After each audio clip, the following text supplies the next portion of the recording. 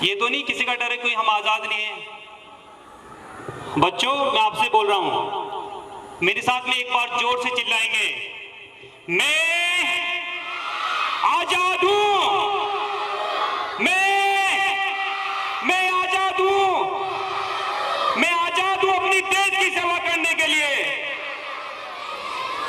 जोर से बोलेंगे, मैं आजाद हूं अपनी माँ बाप की खिदमत करने के लिए, खिदमत करने।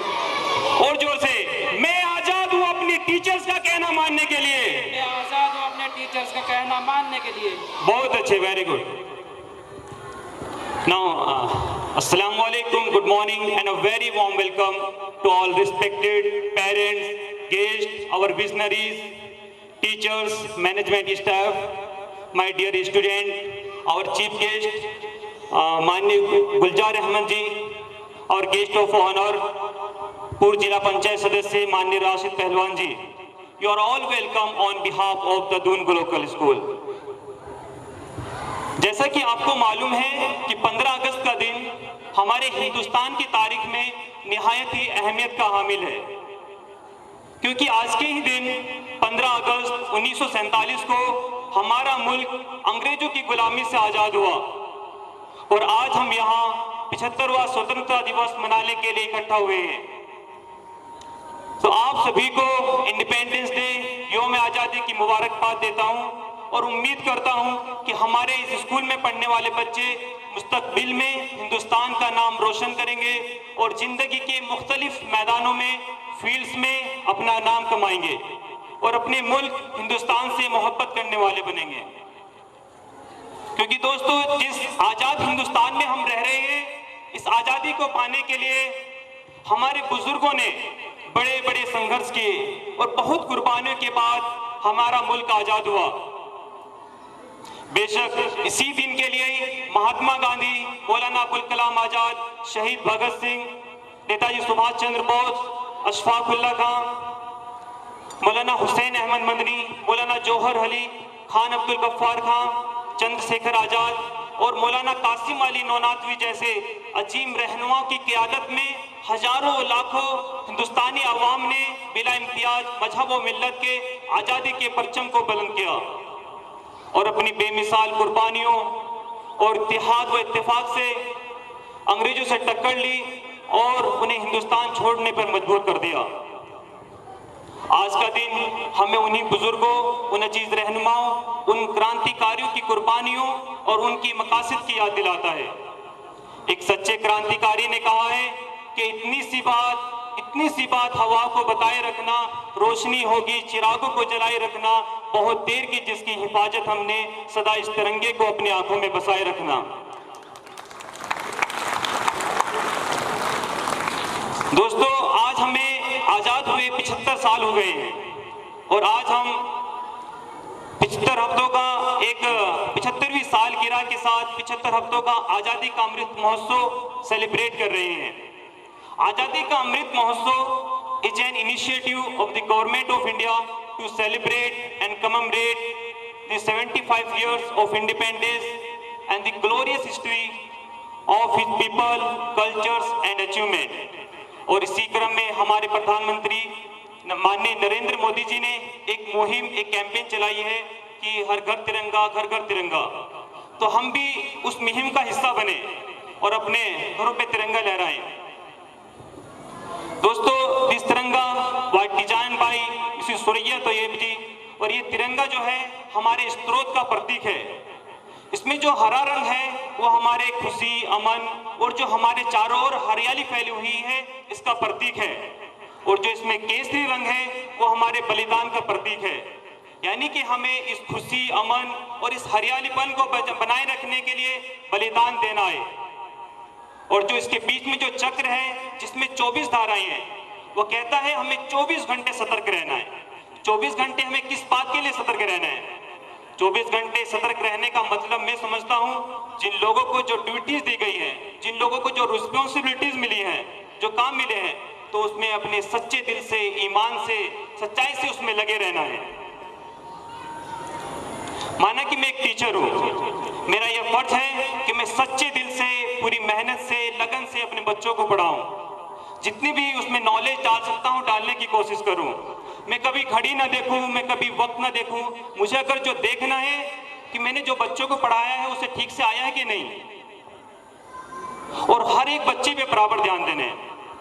I would like to say, generally we give more attention on those students who are bright and academically good, and doesn't focus and not give attention on those students who are not bright, who are not academically good.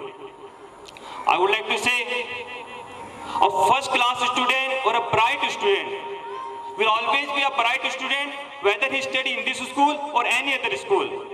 The name of the teacher, the name of the school would be best known if the teacher makes a third class student to become a first class student.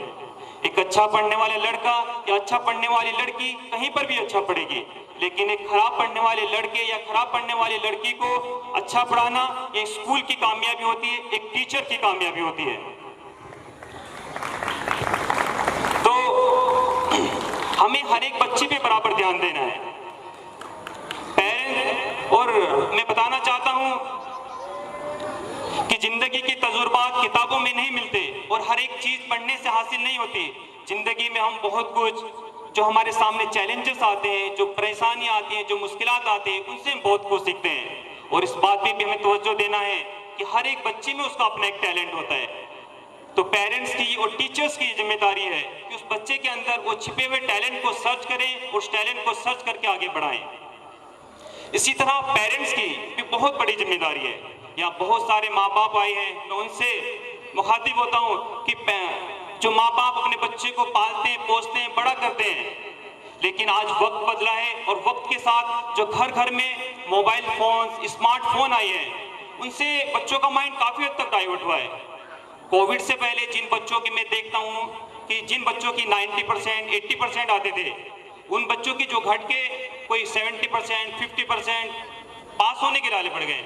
तो हमें इन एक तरह की लत लग गई है mobile phones की, ऑनलाइन की, उस पर। तो मैं हर पेरेंट्स को ध्यान देना है कि उसका बच्चा जब रात को किस टाइम सोता है, वो सुबह कितने बजे उठता है, वो क्या खाता पीता है, वो किन दोस्तों में बैठता है। माँ बाप को पता होना चाहिए कि जब वो स्कूल से वापस आता है उसकी डायरीज में क्या लिखा होता है, उसकी नोटबुक्स में क्या लिखा होता है। और सबसे बड़ी बात, माँ बाप को पता होना चाहिए कि उसका बच्चा किस बात में अव्वल नंबर आता है। उसका बच्चा झूठ बोलने में अव्वल नंबर आता है या सच बोलने में अव्वल नंबर आता है। उसका बच्चा स्कूल में अच्छी बातें सीखने में या पढ़ाई करने में अव्वल नंबर आता है या बेकार की बुरी बातें करने में अव्वल नंबर आता है। तो माँ बाप की मैं कहूँ बहुत बड़ी जिम्मेदारी है।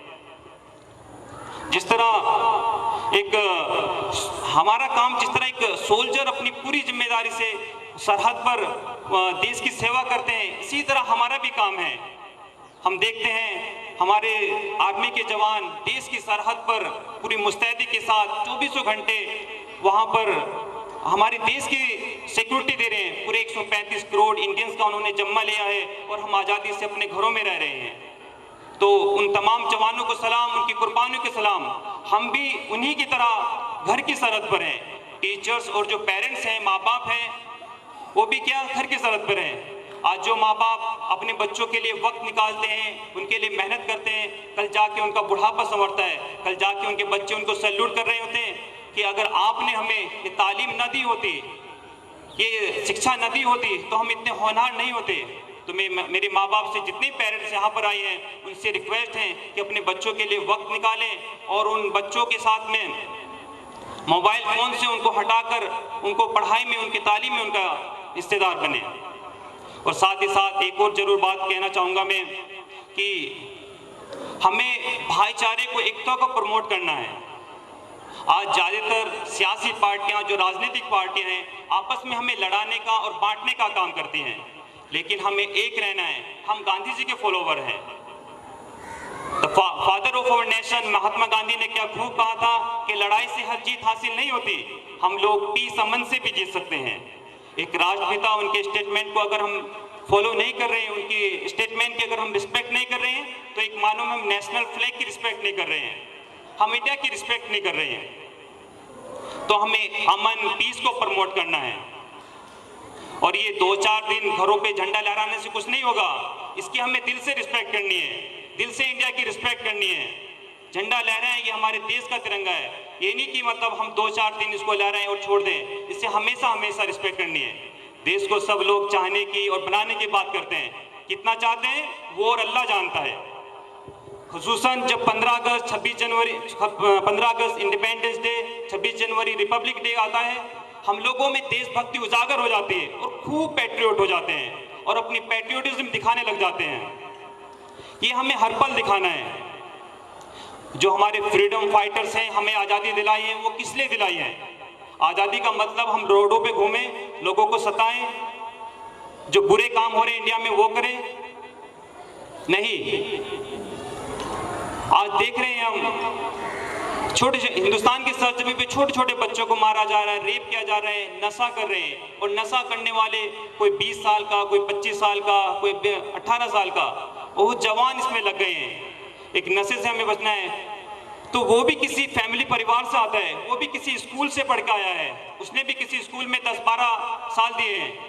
तो मैं कहता हूं कि उनके माँ बाप ने उनको क्या तालीम दी है, उनके टीचर्स ने, जो उनके पढ़ाने वाले, उनको क्या तालीम दी है।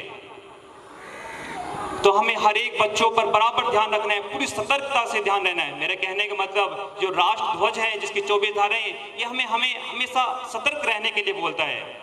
We are just like a soldier and we have to be very alert. और यही अपनी बात खत्म करते हुए एक और मैं आपसे गुजारिश करना चाहूँगा, जो लोग जिन्हें अल्लाह ताला ने नवाजा है और जो चाहते हैं कि हम कौम के लिए कुछ करें, कौम के बच्चों के लिए कुछ करें, तो आइए हमारे साथ हम मिलकर इस फील्ड में काम करते हैं। एजुकेशन फील्ड में हम ऐसे बहुत सारे बच्चों को पढ़ा रहे हैं जिनकी फाइनेंशियल कंडीशन अच्छी नहीं है, लेकिन अगर आपका साथ हो और वो चाहते हैं कि देश का हर एक बच्चा एजुकेट रहे, देश का हर एक बच्चे को अच्छी से अच्छी एजुकेशन मिले, आइए हमारे साथ हम करते हैं।